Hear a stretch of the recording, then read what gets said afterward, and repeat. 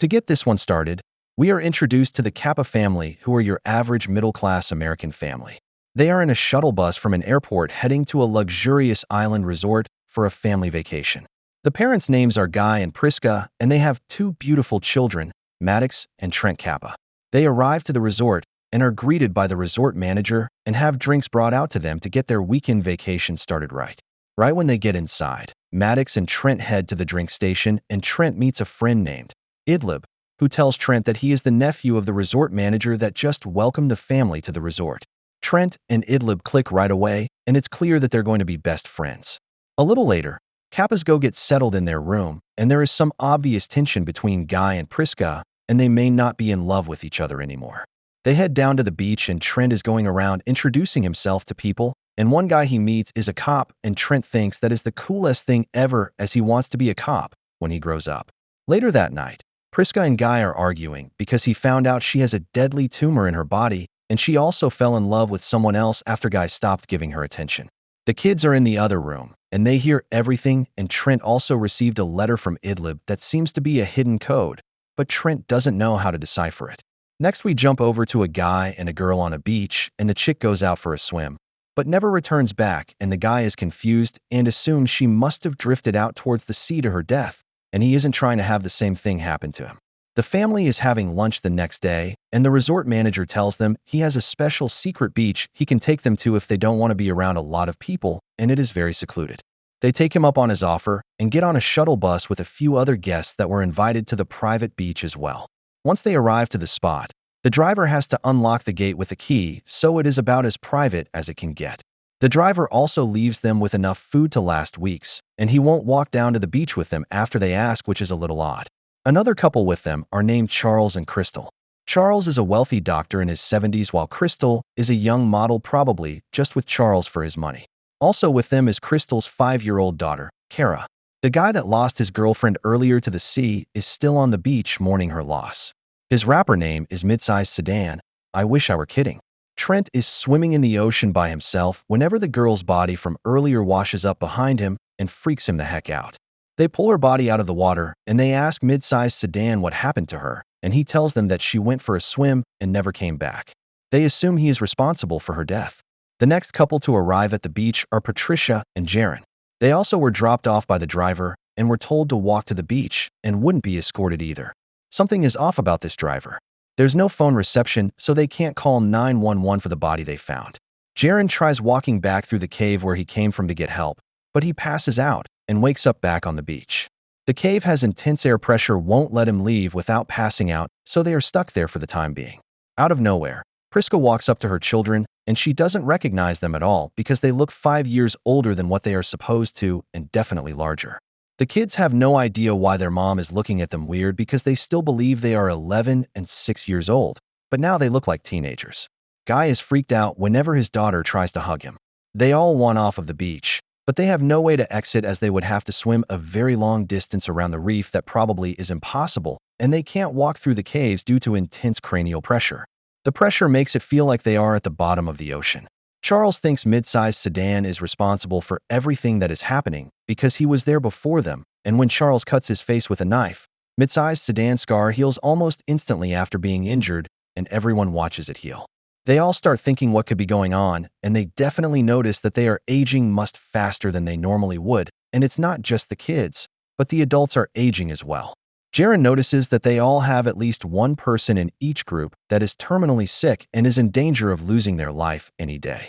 Prisca then passes out, and Guy tells them she has a tumor the size of a golf ball in her stomach, and since Charles is a doctor, he is going to try and do surgery on her right then and there before she dies. They all work together to keep the cut on her stomach open before it can heal, and they are able to pull the tumor out that now has gotten to be the size of a football. She would have died any second if they didn't do the surgery, and she is alive and well now, except for the aging super fast part. While all of the adults are conversing what they may be experiencing, they realize they are aging super fast and come to the conclusion they are aging about a year for every 30 minutes, so some of them may not have very long before they die of old age. Meanwhile, Trent and Crystal's daughter, Kara, are getting all cozy with each other inside a tent, and no one is watching them, so who knows what is going on.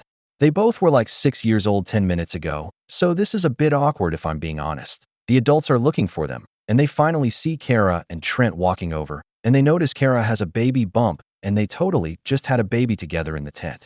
I have no idea how they even knew how to do it, but I guess it is what it is. Everyone starts freaking out, and they know Kara is going to be giving birth any second now, and whenever she finally has the baby dies almost instantly due to the time dilemma and not having enough nutrition. Trent is livid and blames everyone else for his baby dying. Charles starts having some bad symptoms of dementia and keeps pointing his knife at everyone. It has gotten so bad that when everyone else isn't looking, Charles stabs mid-sized Sedan's whole body, brutally killing him. Jaron is tired of not doing anything, and he is going to try and swim around the coral and rocks hoping to get some help, but I don't even think Michael Phelps could make this swim on his best day. Guy tells everyone what is going on, and they are being experimented on for their sicknesses, and then he sees their shuttle driver on the top of the cliff watching them, but when they wave to him, he scurries away and doesn't even try to help them. Maddox goes out to pee in the ocean, and then Jaron's body washes up right next to her, and it's safe to say he didn't make the swim. Shocker. Elsewhere, Kara and Trent are having a heart-to-heart together because she is still upset her baby didn't make it, and she tells him there is no point to life anymore, and they will never get off of the beach and back home. Kara then decides to try rock climbing the cliff and seeing if she can go over instead of through and not have to deal with the insane pressure.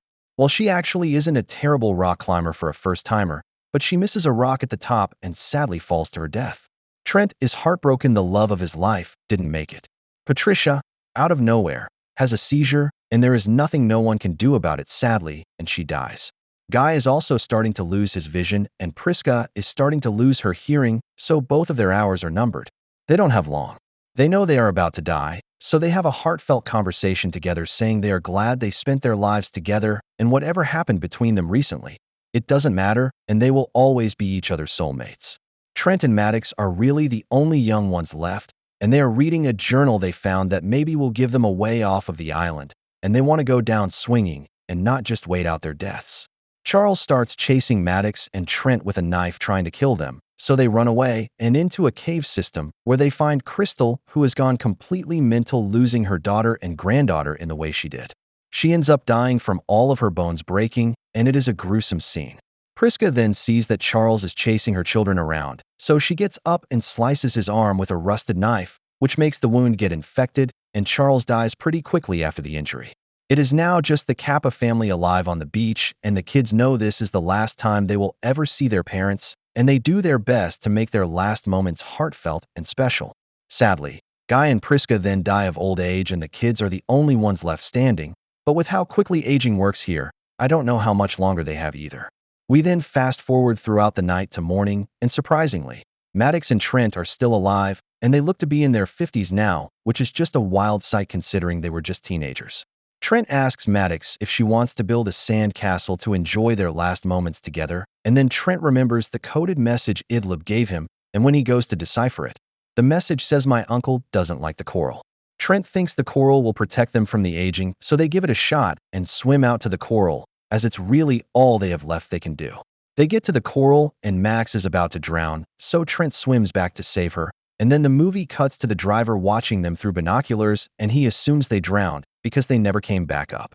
He phones someone and tells that someone that the mission is accomplished, and everyone is dead.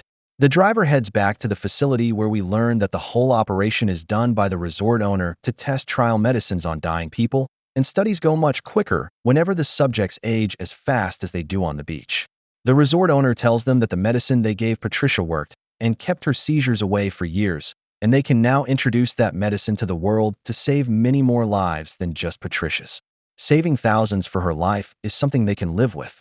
We then see Trent head to the resort, and he goes to talk to the police officer he met earlier, and then the police show up to arrest the resort owner and his whole illegal operation they have going on here. They have done this to hundreds of people and just keep taking innocent lives even though they thought they were doing it for the better good of the world. We then see how Trent barely rescued Maddox from the coral at the last possible second, but at least after the driver had already left the cliff, so he didn't know they were alive. But that is it for this one, friends. Any other movies or series I should do? Let me know in the comments below. Thanks for watching.